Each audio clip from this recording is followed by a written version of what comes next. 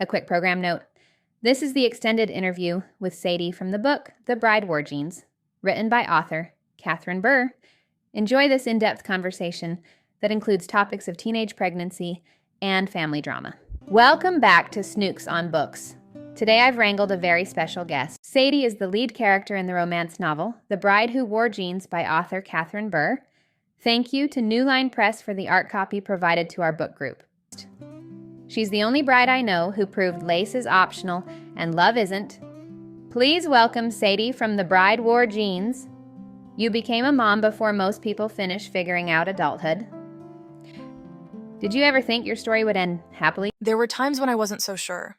I was at rock bottom and found myself in unsavory situations, but with the help of family, friends, and faith, I pulled through. Now my story is a book that I hope inspires others. Sadie, your life changed in a single day. You went from worrying about graduation to becoming a mother. Looking back, do you think our biggest detours sometimes lead us exactly where we're meant to be? I never would have chosen that path for myself. At 18, I thought I had my whole life planned out, and then in one day, every plan disappeared. For a long time, I thought my future had been stolen from me. But now I realize it wasn't stolen. It was rewritten.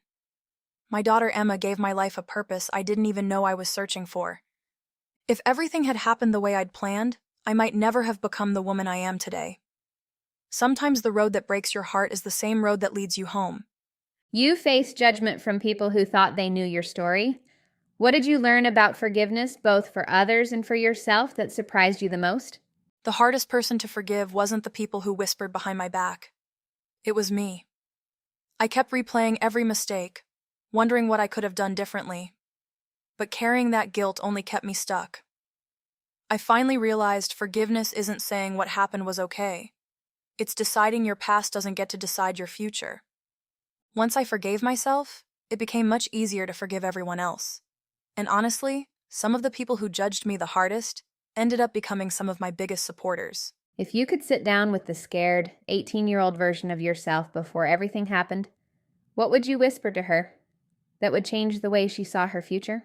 I'd take her hand and tell her, "You're stronger than you think, and you don't have to have your whole life figured out today." I'd tell her there will be nights she'll cry herself to sleep, but there will also be mornings when a little girl wraps her arms around her neck and reminds her why she kept going.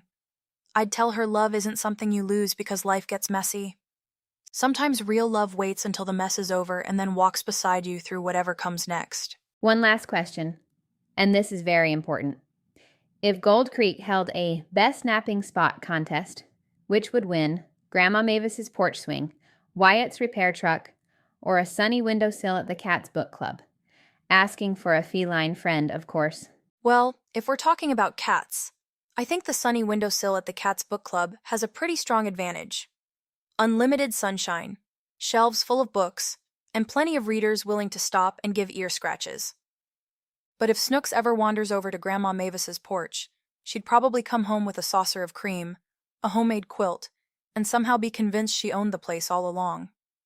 Grandma has that effect on everybody, especially cats.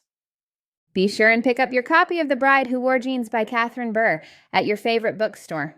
Thank you for watching this episode of Snooks on Books, where fiction cats take a deeper dive into the books we are reading. That's it for now. I'm Snooks, your fearless cat leader.